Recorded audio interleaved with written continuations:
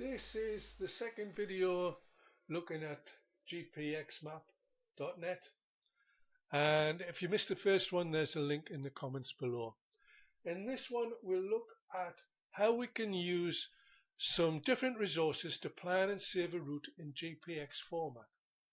The eventual aim is to use the route on a GPS device or one of the many phone apps used for navigation such as Guru Maps or OSM and. From the front page we'll follow the link that says build your own route,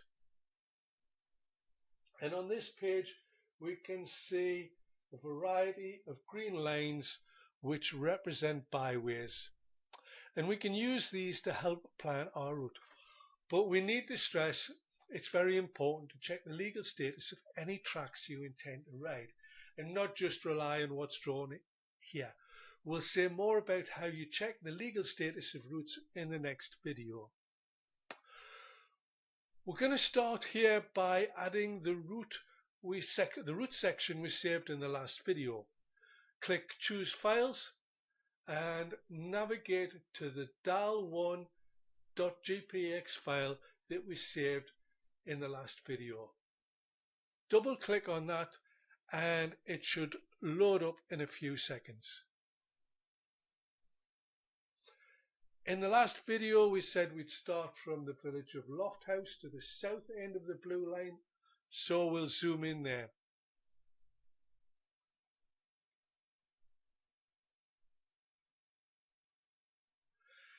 And just to help us get organized and off to the right start, we'll add in where we're going to meet and how we get from the meeting point to the start of the DAL1 section. All you have to do is click on the map to add points to the route. So we're going to start from the car park here, onto the road, down the road, towards the start of the blue line.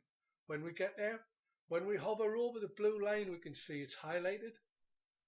When it's highlighted, we can click on it, and this will help us to add that section to our route.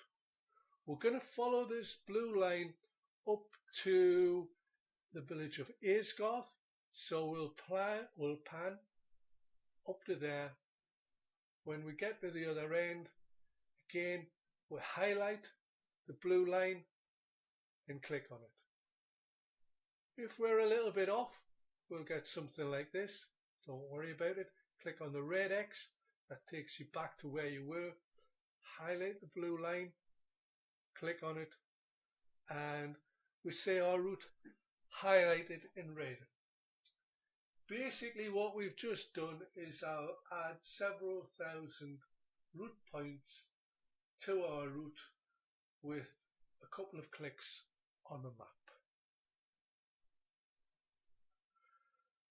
Next we're going to go up to Bainbridge and then the Cam High Road, but we have to do this manually.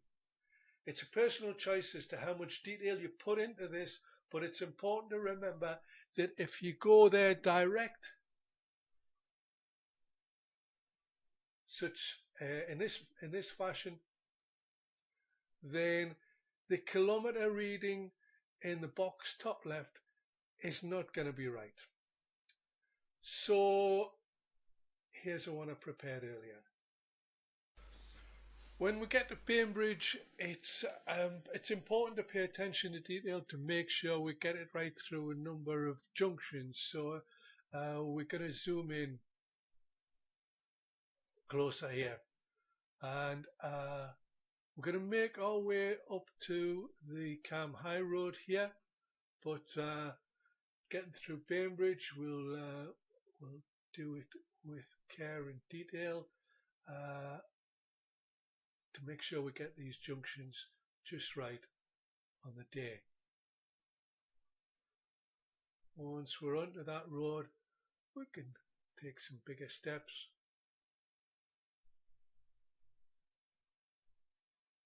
and make our way towards the Cam High Road. When we get to the byway, it's shown in green. And Same as before, it's highlighted when we mouse over it. To select it, we click somewhere near the start and it'll be added to our route. Because the byway comes in sections, we have to add in the next section as we make our way up past Weatherfell up to the main road. From here we're going to make our way across to the West Cam High Road, which is over here. To do that, we're going to have to add a few points manually until we come to the next byway. Same again, highlight, click on it,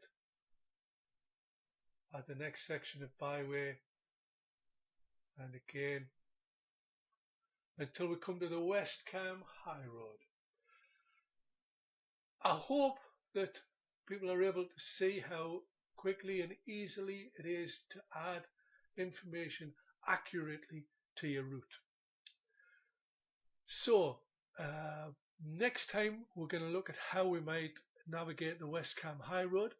We're going to check out how we can establish whether routes are legal for us to ride. But before we go, we want to save the file, save the work that we've done so far.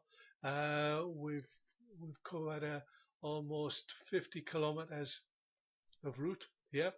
We're going to stick with the regular, the default name for this file, but we're going to click Get GPX, and it'll ask us if we want to keep the gpxmap.1 GPX file. We click Keep, and we look in our downloads folder, and there it is, gpxmap1.gpx. That's all for now. Thanks for watching.